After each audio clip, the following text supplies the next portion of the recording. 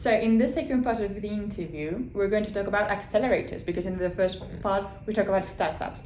So for all of us who may not be familiar with an accelerator, can you give us a brief summary of what it exactly it is? Yeah. All right. So an accelerator is basically a platform to support startups, right? The focus can vary, right, across the accelerators, and who's paying for them, right? Who's the sponsor?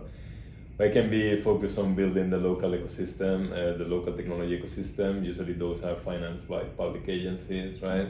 They want to strengthen their companies and corporates, attracting the best technologies out there. Others might be focused on accelerating or kind of aligning the startup with the corporate or corporates that are participating in that accelerator, so that when they deploy pilots together, the kind of likelihood of success of those pilots is higher, right? And of the whole exercise. And others, which might be, for example, financed by trade commissions and so on, might be focused on supporting the startups on learning how to do business in foreign countries, in other geographies, right? So the focus of the acceleration can be placed on the technology side, can be on doing business, can be on raising funds, right? So it's basically a platform to support startups grow in different ways depending on which are the objectives and goals. Yeah, so different ways, but in any case they are a key factor to help startups. Yeah, we can say so. So in Singapore, are accelerators mostly oriented towards a specific sector, or are they interested in all kinds of companies?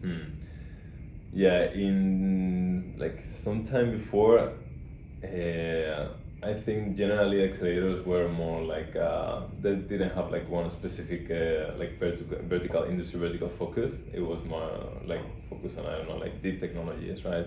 And then you can be working with corporates from many different industries, right? But as you know, the whole ecosystem matures, and as also corporates are starting to learn and develop their own in-house capabilities to work with the startups, we're seeing how accelerators are evolving towards like very specific, like sector-specific ones, because that's the way to, to bring the most value. And making sure that all the startups that are going to be in a program are going to be relevant for the people who are sponsoring and paying for those programs, right? And in which sectors are they most interested in? Yeah, here in Singapore, the built environment is one of the most important one, I'll say. Also, you have fintech, right? We're seeing how RegTech is also raising. The whole agri-food tech, although small, because of the characteristics of the country, is also raising, right? All these things that has to do with vertical farming, aquaculture, so being able to produce food in like very efficiently in like very small land, right? Then we are also seeing things like metaverse and kind of blockchain accelerators. For example, the IMDA is super active in this area, and interestingly, they're focusing and like, okay, this is the metaverse, right? The metaverse context and concept, but how can it be applied to across industry verticals, right? I mean, real estate, in retail, in advanced manufacturing. So taking these metaverse inspired technologies and seeing how they can support like the different industries that this country is built on, basically. Wow, that's really interesting. And so how are investment rounds structured for early-stage companies here in Singapore, and what is the role of an accelerator in those rounds? Yeah. I guess the rounds are structured probably in a kind of similar way in Spain or in other countries. Usually you have your, the round lead, right? The round leader, the one who's taking the biggest part of it, and it's absolutely key to secure a very strong leader if you want to be successful, right, in the rest of the round and bring on board like really relevant investors at the strategic, but also, like financial levels, right?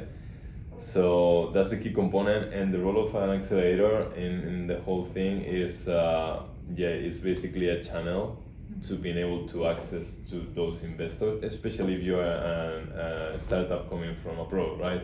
That you probably are not that familiar with the local ecosystem or regional ecosystem. And quite important in Singapore, I think it's essential to have probably like one Singapore investor, right, or potentially the leader, but then trying to get 2, 3, 4 of them from countries across the region, because they're going to be a very, very good and interesting way to access those markets as well. Because obviously your investor is going to be, it's going to be in their best interest to support your expansion across the region. Mm-hmm. Yeah. And are there any differences between in Spain and Singapore about the percentage and the ownership percentage that they're looking for in Pre-Seed and seed round? Yeah, I think it's probably relatively similar, but here we're seeing that depending on the sectors, if we're talking about like truly deep technologies and lower TRLs like 4 to 6, usually the ownership percentage that the investor demand is higher, right? Because these technologies are more risky, are less mature, and the probability of the likelihood of fail is also higher. But if they succeed, the potential return that they have is also higher, right? So considering everything, usually in those very, very high-tech sectors, it tends to be higher. Yeah. All right, and finally, for all the Spanish startups that may be thinking about setting up in Singapore, what are the requirements for us that a Spanish startup has to meet in order to be invested by a Singaporean accelerator? So do they need any local employees? Do they need to be based, the subsidiary here in Singapore?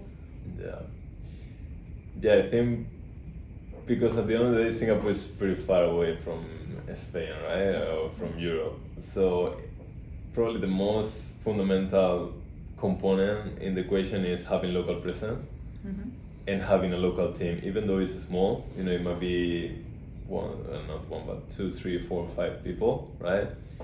But that's absolutely essential because it shows commitment with the whole Asia expansion or Southeast Asia expansion of the startup, right?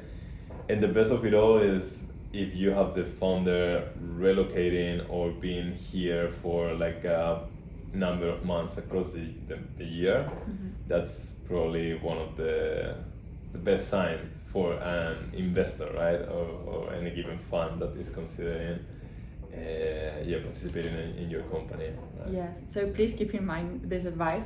And thank you so much, Jose, for explaining us not only the accelerator ecosystem, but also the startup ecosystem. Thank you so much for being the Spanish Sling. Big pleasure, Thank you. Thank you. And see you next time for more videos.